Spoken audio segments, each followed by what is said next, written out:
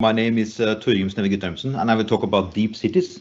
It was a concept introduced in 2016 as a main topic in a sub-project under NIKU Strategic Institute Program on Urban Heritage for the period 2016 to 2020.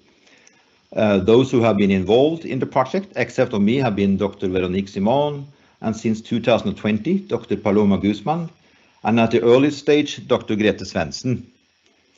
In political discourses, new approaches to the concept of sustainable city have been the idea of smart city, a city that is technological, digital, and interactive, and the idea of green city, a city that is environmental friendly.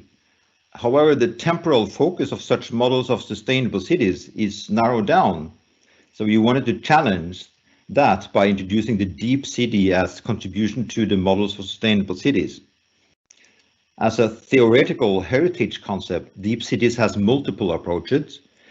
In a broad sense, a concept referring to a city's long-term history and heritage, the deep, but also defining heritage values that is under change or transformation, the temporal aspects, visible as layers, fragments, ruins, shadows on the wall of a heritage that is absent, being abounded under processes of putrefaction and decay. So we wanted to explore what the concept of deep cities can offer of new ways of thinking about sustainable cities by analyzing how urban transformation are valued and used in urban planning. The underlying idea of the project was that heritage is not just something that is subject to change, but a driver of change. So later in 2016, my colleague Dr. Grete Svendsen at NIKU and Dr. Kalliopi Fauseki at UCL and I arranged a session on the topic deep cities in Montreal, Canada.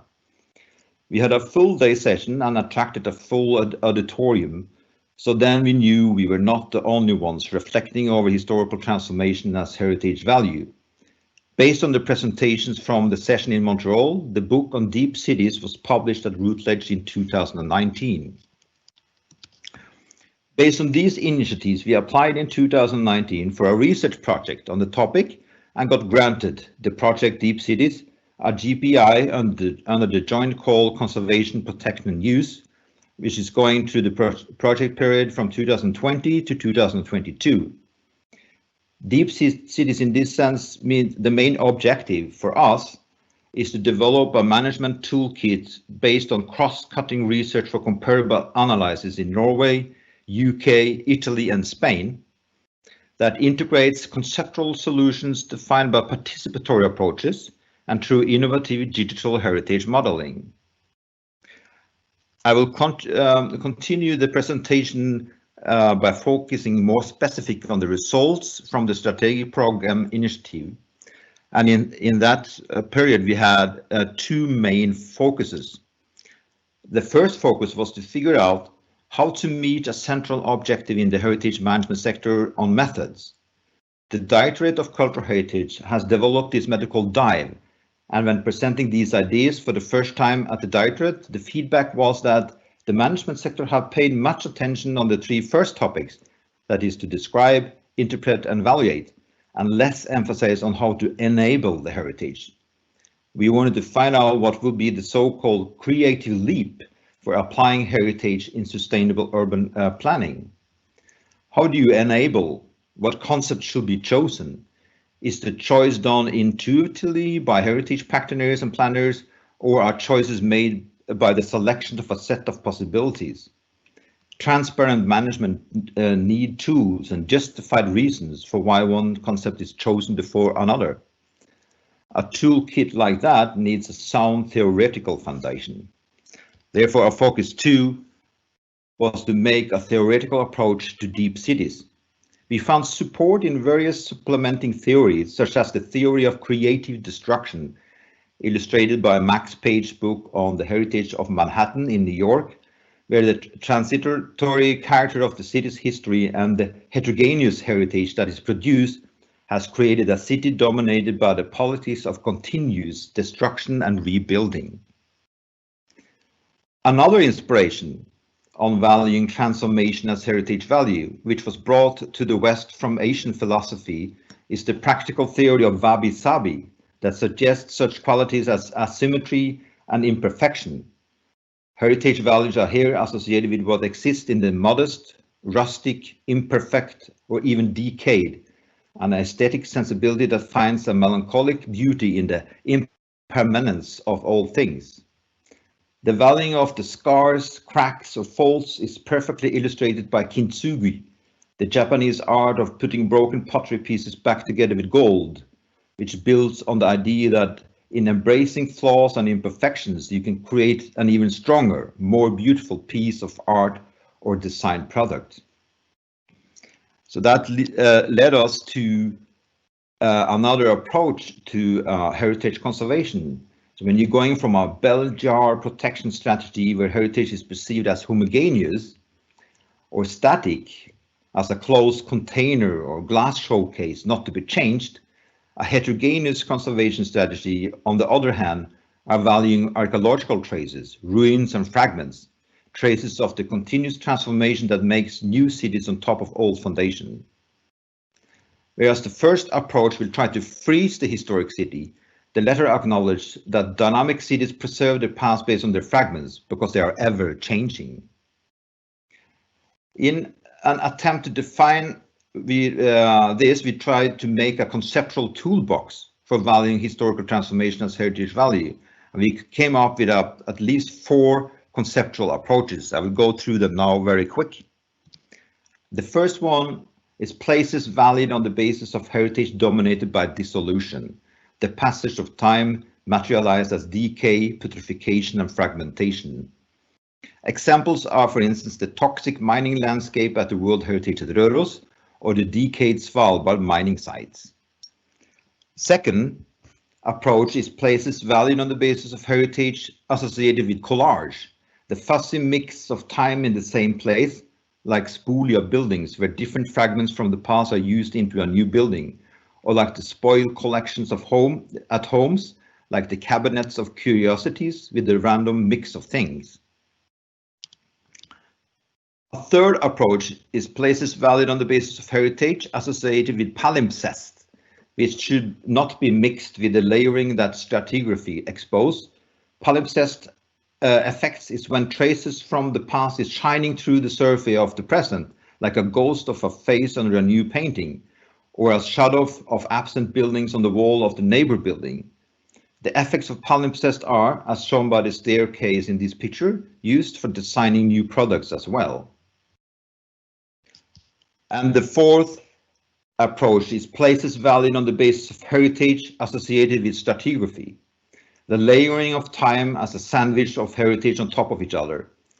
An example of this idea as aesthetic value is Bryggen Museum in Bergen, where the restaurant is built as a layer on top of the medieval layers beneath, visible for the audience by peeking down into the ground. These 4 conceptual approaches to change management, just described, dissolution, collage, palimpsest, and stratigraphy, could be included as a management toolkit for being used in specific planning projects in order to find the best solutions. So we also use these 4 conceptual approaches in a case study as a background for understanding the conservation history of Tuktuskolen in central Oslo. Tuktuskolen was a prison from the 18th and 19th century, which was demolished during the 1930s. Only a little fragment from the prison wall is remaining today. Connecting to the conceptual analysis shown above, the first stage of conservation history about Tuktuse, as shown in the upper part of this slide, will be to preserve the homogeneous structure of the prison as heritage. However, in the late 1930s, they demolished the prison, which then introduced a heterogeneous conservation dominated by decay, the previously mentioned concept 1 on dissolution. The 2 pictures in the middle of the slide illustrate this conservation type. A reporter from the newspaper Aftenposten wrote in 1993 under the heading En gammeldags bakgård, and here's my translation. Behind the last rest of the prison wall, Tuktusmuren, you get an insight into a type of backyard environment that soon belongs to the past. Here there is no sense that an architect has overseen the planning work. The heterogeneous buildings stand side by side in a picturesque fellowship and are characterized by being constructed by the method of incidents. End of citation. Then the last stage of a new conservation type was introduced during 2000, when the whole area was renovated and the prison wall was included in new functions, going to a restaurant and in the roads through a brand new police station, an area with bars and offices on the other side. Here the principle 3 of palimpsest is more evident. The prison wall is a fragment and the rest is present as a negative imprint of the whole structure that is gone, like a ghost. In other words, the conceptual analysis can be used as a historical analytical tool for defining changing conservation practices over time, then becoming a historic and contemporary reflexive concept and a valuable resource in urban development projects. So our remaining question needs to be asked though. Is the Tuktus Wall as heritage today representing a good heritage conservation strategy?